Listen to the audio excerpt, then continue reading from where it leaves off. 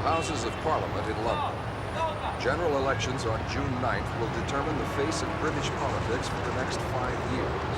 And voters are faced with the most clear-cut choice in political ideologies for over a generation.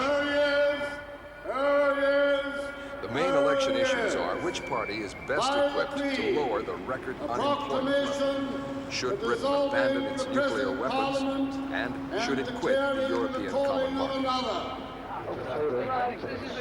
The elections have been called 1 year early by Prime Minister Margaret Thatcher.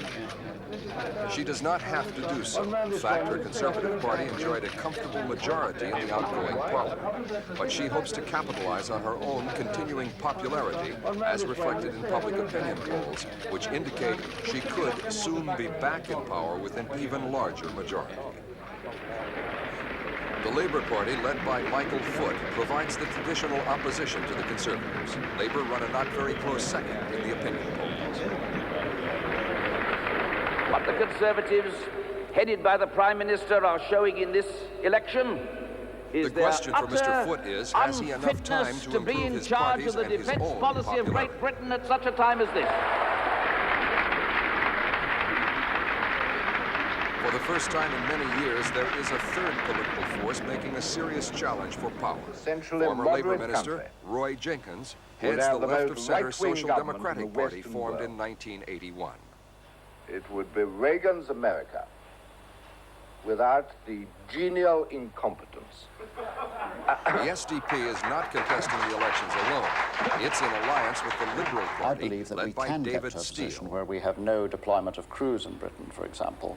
The way to do it is to reinforce The opinion polls, talks though, going say on the at Geneva alliance at the can moment. expect And I would less like than to see that 20% of politically votes reinforced on by the June political 9th. leaders, not just left to the arms negotiators.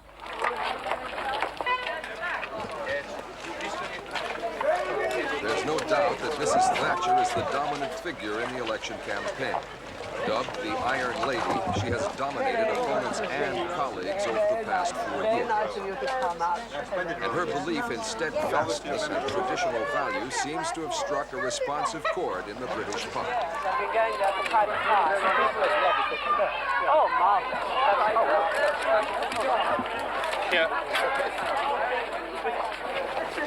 This is the so-called Thatcher factor. Is the Prime Minister herself the main election issue? Oh, I don't think so. No, I think that would be quite wrong to say that. I think there's a very stark choice between two totally different policies.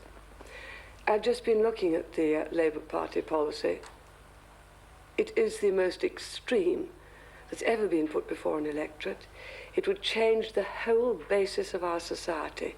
It looks to me as if they're virtually saying, well, if you don't do what we want, or industry doesn't do what we want, or the banks don't do what we want, well, we shall take them over, or take powers to regulate them. They don't want people to own their own homes in council properties.